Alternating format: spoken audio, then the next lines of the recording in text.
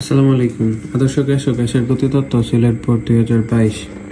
1 × 10 inverse 2 metre cube আয়তনের সিলিন্ডারে 300 kelvin তাপমাত্রায় ও 2.5 × 10⁵ নিউটন পার মিটার স্কোয়ার চাপে অক্সিজেন গ্যাস ভর্তি করা আছে। তাপমাত্রা অপরিবর্তিত রেখে কিছু পরিমাণ অক্সিজেন ব্যবহার করার পর চাপ 1.3 × 10⁵ নিউটন পার মিটার স্কোয়ার পাওয়া গেল। অক্সিজেনের আণবিক ভর দেওয়া আছে 32 গ্রাম পার মোল। উদ্দীপকে বর্ণিত অক্সিজেন গ্যাস ব্যবহারের পূর্বে এর অণুগুলোর মূল ভর বেগ কত ছিল সেটা নির্ণয় করতে বলা হয়েছে, অর্থাৎ আরএমএস ভেলোসিটি বের করতে হবে অক্সিজেন ব্যবহারের পূর্বে। তাহলে গ নাম্বার কি দেওয়া আছে? ভি আয়তন দেওয়া আছে 1 × 10⁻² মিটার কিউব। চাপ পি এর ভ্যালু দেওয়া আছে 2.5 × 10⁵ নিউটন পার মিটার স্কোয়ার। এটা হচ্ছে ব্যবহারের পূর্বে। আর টেম্পারেচার হচ্ছে 300 কেলভিন। তো আমাদের আরএমএস ভেলোসিটি বের করতে বলা হয়েছে। আরএমএস বের করার সূত্র আছে দুইটা, একটা হচ্ছে সি √3RT ডিভাইড হচ্ছে এম, আর একটা সিআরএমএস, এটা ইজ ইকুয়াল টু √3p/ρ। তো আরএমএস ভেলোসিটি এই সূত্রকে কনভার্ট করে এটাতে আনা যায়। তো ভেলোসিটি বের করার জন্য আমাদের পি এর মান, চাপের মান দেওয়া আছে, আর রো এটা আমরা বের করতে পারবো। Rho is equal to m/v। M হচ্ছে 32 গ্রাম পার মোল দেওয়া আছে, আর ভি এর ভ্যালু দেওয়া আছে। আচ্ছা, যেহেতু ঘনত্বের একক হচ্ছে কেজি পার মিটার কিউব, এখানে এসে এককে বসাইতে হবে কেজি পার মিটার কিউব। তাহলে এটা হচ্ছে 32 গ্রাম, তাহলে 32 × 10⁻³ তে যদি নেই তাহলে কেজিতে আসবে। আর ভি হচ্ছে আয়তন, আয়তনের একক মিটার কিউব, 10⁻² মিটার কিউব। এটা কোশ্চেনে দেওয়া আছে ভি। এই 10⁻² উপরে যদি চলে যায় তাহলে 10⁻² হবে, তাহলে 32 × 10⁻⁻1 হয়ে যাবে তখন। এত per metre cube, KG per metre cube. এটা আমরা পেলাম ঘনত্ব। এখন আমরা আরএমএস ভেলোসিটি বের করতে পারবো। CRMS is equal two √3p/ρ। চাপের মান ছিল 3 × p এর ভ্যালু 2.5 × 10⁵, আর ওর ভ্যালু হচ্ছে 32 × 10⁻⁻1। এটাকে যদি ক্যালকুলেশন করি, আমরা ক্যালকুলেশন করলে 3 × 2.5 × 10⁻⁵ কত 5,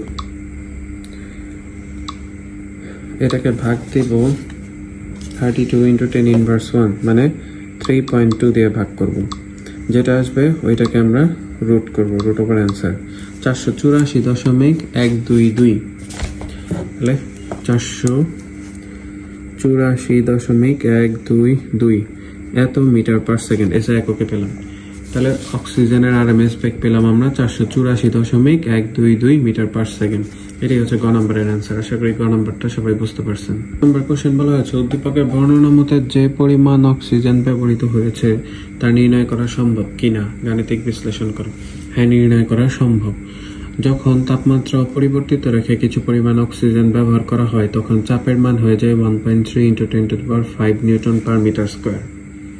এই পরিমাণ চাপের মান পাওয়া গেছে। আগে চাপের মান কিন্তু বেশি ছিল। যখন কিছু পরিমাণ অক্সিজেন ব্যবহার করা হয়েছে, পাত্র থেকে চলে গেছে, তখন পাত্র চাপের পরিমাণ কমে গেছে, তার মানে আয়তন বেড়ে গেছে।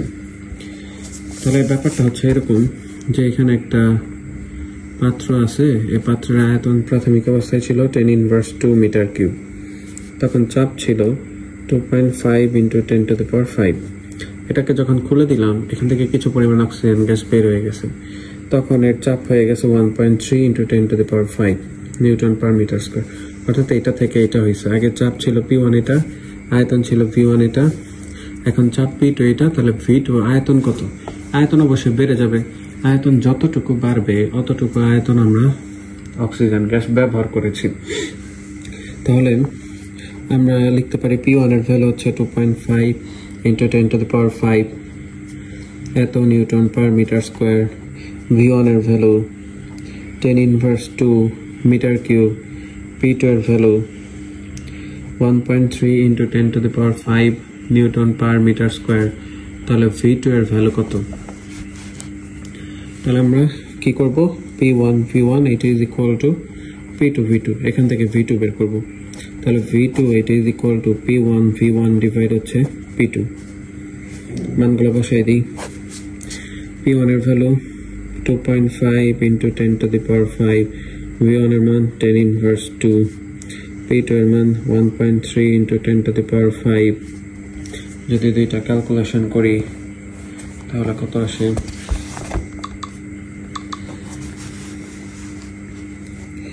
2.5 ইন্টু 10 টু দি পাওয়ার 5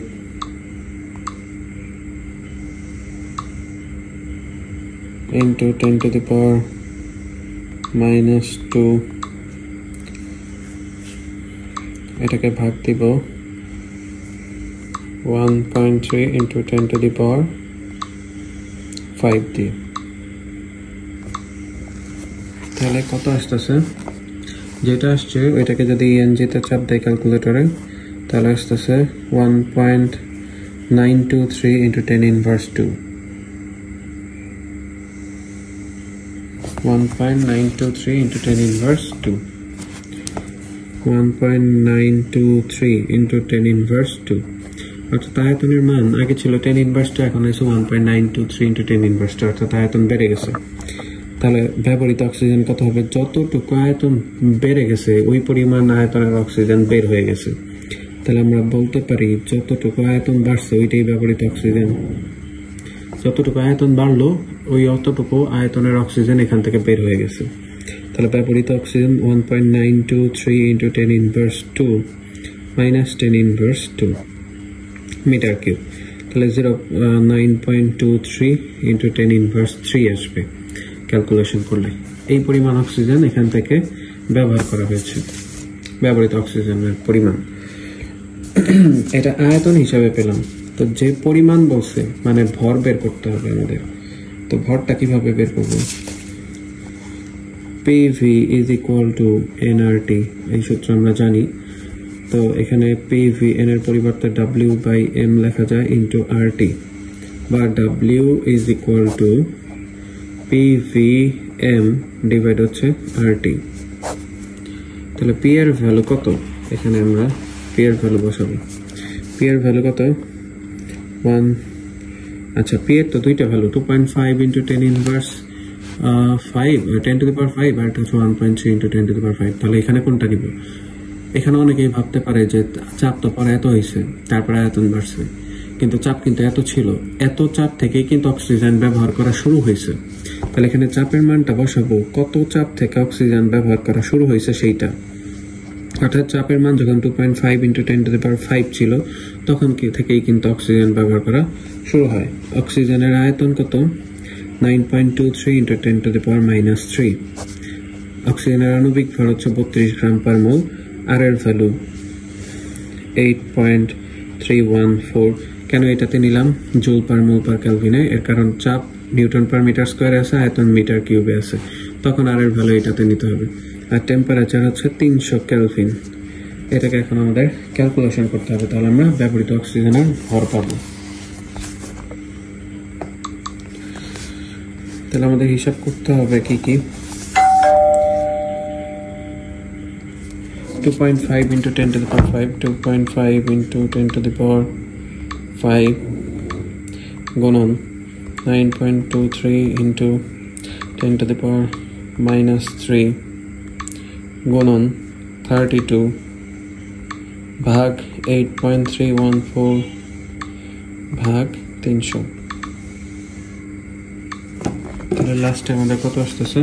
29.604, 29.604 আসতেছে। তাহলে 29.604 গ্রাম, এতটুকু হচ্ছে ব্যবহৃত অক্সিজেনের পরিমাণ।